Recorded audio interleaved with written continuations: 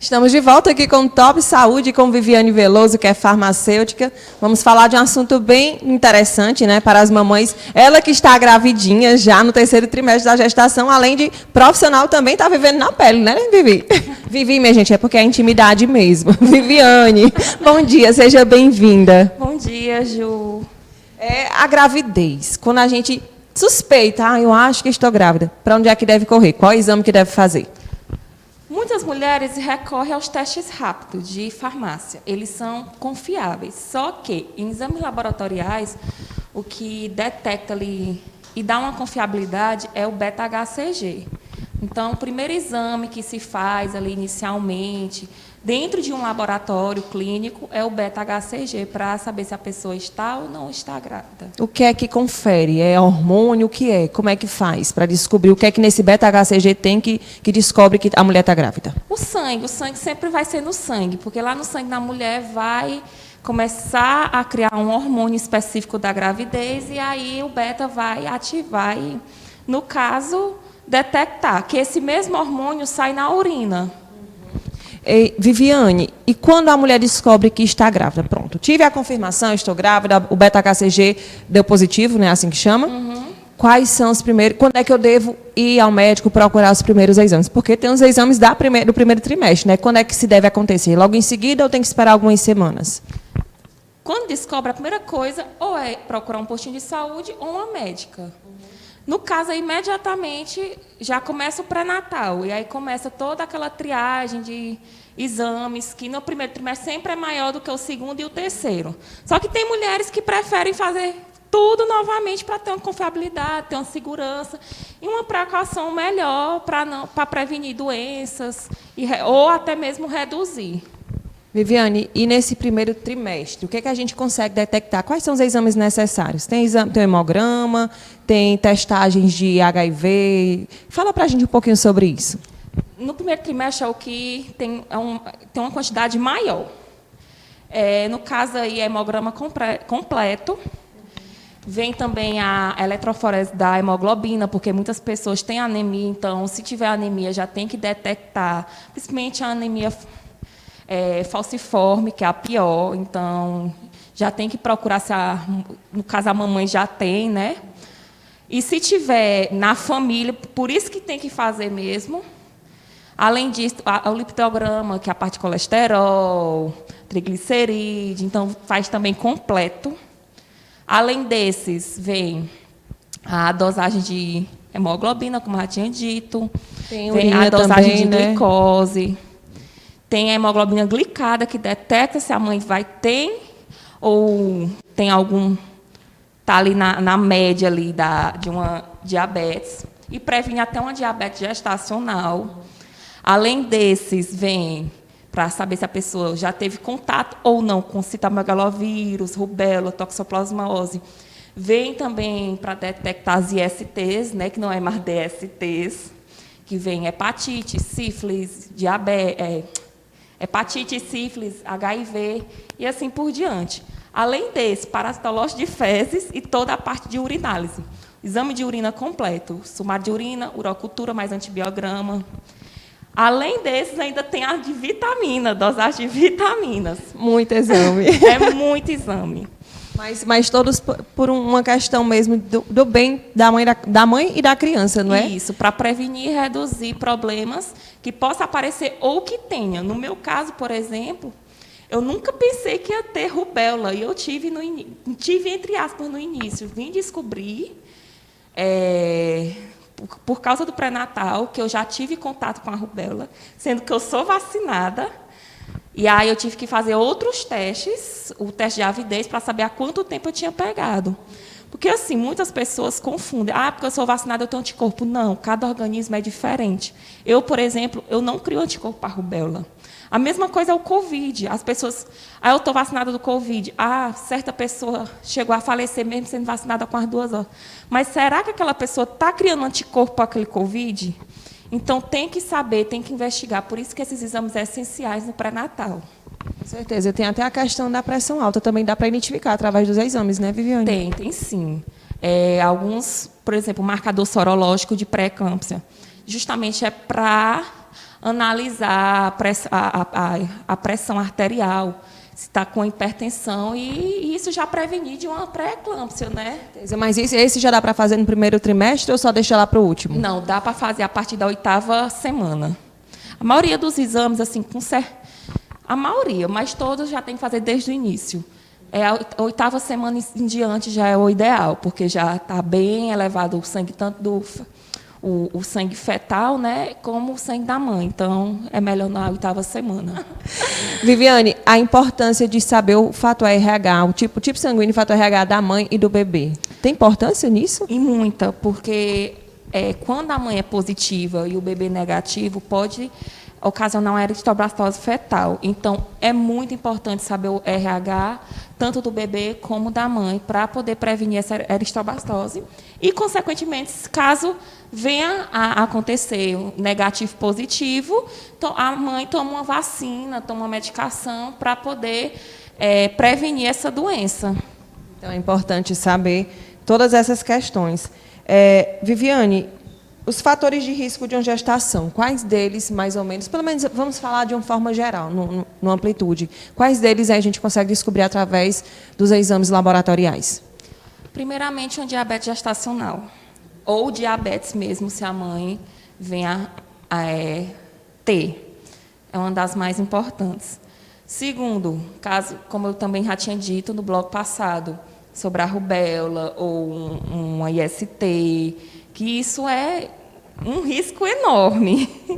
Para a mãe e para o bebê, não é isso? Por dois. E, além disso, também, como eu disse, também tem a casa da hipertensão, que além da aferição de pressão, que a gente tem um controle, mas também através dos marcadores sorológicos dá para prevenir também uma pré-eclâmpsia, no caso, né? Para quem não sabe, é um acidente vascular cerebral, né, que Isso. acontece na mãe e pode acontecer o óbito da mãe. E dependendo se for na gestação ainda, né, a eclâmpsia pode também o bebê morrer. Isso. É bem grave, de fato é bem grave. Bem comum. Infelizmente é algo comum ainda. Então, essas doenças, digamos, as mais básicas, as mais gerais são essas e que podem ser identificadas através do exame, né? Exatamente. Além dessas, também a gente, através da dosagem da bilirrubina, para ver como é que está a produção da bilirrubina, tanto da mãe como do bebê, para o bebê não vir a nascer com enteríxia, que acontece muito. Mas, assim, não é algo que também vá alarmar, que tem cuidados, tem precaução e assim por diante. A mesma coisa é a vitamina, por isso que a dosagem de vitamina é tão importante na gravidez. Principalmente a D, porque é a partir da D que a gente vai adquirir alguns anticorpos, principalmente a parte da enteríxia, que vai evitar. Mas, além dessa, sempre é bom também fazer a dosagem das outras vitaminas para ter um melhor desenvolvimento do bebê. É importante não fazer só os exames depois que está grávida. Quando a gravidez planejada, é necessário fazer antes, né, Viviane? Isso. Para quem está planejando, então sempre é bom estar ali com a saúde em dias. Sempre estar ali a par dos seus exames para ter uma gravidez saudável. Vamos falar agora de uma outra questão. Agora está na moda a sexagem fetal, não é isso? Você fez ou não? Não fiz. Eu não sou curiosa. Porque quantas semanas? A sexagem fetal, para quem não sabe, é descobrir o sexo do bebê antes mesmo dele nascer e antes de fazer uma ultrassom, né? No caso, é lá pelo sangue mesmo, né? Pelo sangue. Através da 8ª semana é mais eficaz. Uhum. Então, a partir desse exame, principalmente quando é só um bebê, é mais confiável. Através da 8ª semana, você descobre o sexo do bebê, se é um menino ou uma menina. Então, é bem confiável. É bem confiável. A partir da 8ª semana, para quem não sabe, é a partir do 2º mês. Isso. Então, é algo inovador, porque antes só sabia o que era o sexo do bebê, bem antigamente, quando nascia. E de alguns anos para cá, com a ultrassom, mais o que? Depois do 4º mês, mais ou menos, né? Para ter essa certeza. No caso de gêmeos bivitelinos, tem como saber com a sexagem? São placentas diferentes. Sim. Tem parcialmente. Se fosse univitelino, daria era mais certeza do que o bi. Então, é melhor fazer ultrassom também para ter uma confiabilidade. Mas sendo só um bebê, pode fazer a sexagem? Tranquilo. Eu não sei se eu queria saber tão cedo. Porque, de certa forma, é bom viver a emoção, né? De, eu quero saber, na ultrassom descobrir. Mas, hoje em dia, tem estado bem comum essa questão da sexagem fetal. Viviane, e a importância de exames genéticos? Também tem essa importância, esse grau de importância elevado na gestação? Tem muito, só que aquela coisa. É melhor descobrir através do ultrassom, porque o ultrassom dá uma confiabilidade melhor. Quando a pessoa começa o pré-natal, tanto os exames sanguíneos como o ultrassom é essencial. Essa parte de exame genético cromossômico é melhor o ultrassom, principalmente a morfológica, que ela dá uma confiabilidade melhor. Por exemplo, a pessoa que já vem a ter uma síndrome de Down, é a partir do fosso que descobre. A translucência nucal, o exame, no caso, a ultrassom, que chama, né? Não, a ultralucência é a partir da 14ª semana. Então, ela é ótima também. Mas o que dá certeza mesmo é na morfológica. A morfológica já com... A partir da 25ª semana é o ideal. Mas é possível também detectar através dos exames laboratoriais, né? É sim. Só que aquela confiabilidade melhor é no ultrassom. Porque vê bem direitinho, mostra, o médico analisa órgão por órgão, analisa osso por osso, então é melhor pelo ultrassom. E com a importância, já falamos no caso do marcador sorológico para pré-eclâmpsia, acabamos de falar, e todos os exames gestacionais, eles exigem jejum? É obrigatório a gestante estar em jejum ou não? Não, apenas a parte que envolve glicose, porque a glicose tem que ser em jejum, a hemoglobina glicada, para detectar, no caso, se a pessoa tem ou não uma diabetes. Então, é a partir desse exame que vai rastrear a diabetes, ou até mesmo confirmar que no caso, é a parte da hemoglobina glicada, que é o exame que dá a certeza que a pessoa tem uma diabetes ou pode haver a ter. Marcador. Minha gente, para quem não sabe, o exame. Tu fez, Vivi, já? Isso. Gente, é um exame um pouquinho complicado em jejum, né? Mas é tudo pelo bem, né? Pelo bem da mãe e do bebê. Para a gente finalizar, o que é que você pode dizer para as mamães, as tentantes, os cuidados que devem ter, porque às vezes as pessoas negligenciam, Viviane, né? Vai protelando, vai deixando, acha que não é tão importante e, de fato, pode evitar óbito da mãe, óbito da criança, desenvolver doenças, tantas coisas podem ser evitadas, né, com esses exames do pré-natal. Fala um pouquinho para essas mamães os cuidados necessários e por que devem fazer isso. Primeiramente, para quem está tentando, sempre ter o acompanhamento médico, além do acompanhamento médico nutricional, atividade física ali é essencial. E ir atrás dos exames, porque o exame é essencial para saber como você está, como é que está a sua diabetes, como é que está a sua glicose, colesterol, triglicerídeos, e isso ajuda muito. E para quem já está, sempre está para dar saúde, não deixar de ter uma boa alimentação, um acompanhamento da atividade física, que é essencial, até para um bom parto. E para quem quer humanizado como eu, facilita muito, muito mesmo. Então, não deixe de se cuidar. É necessário. Viu, mamães, tentantes? Os exames são necessários, primeiro, segundo, terceiro trimestre, não só no comecinho, mas também acompanhar a gestação para o seu bem, para o bem do seu bebê.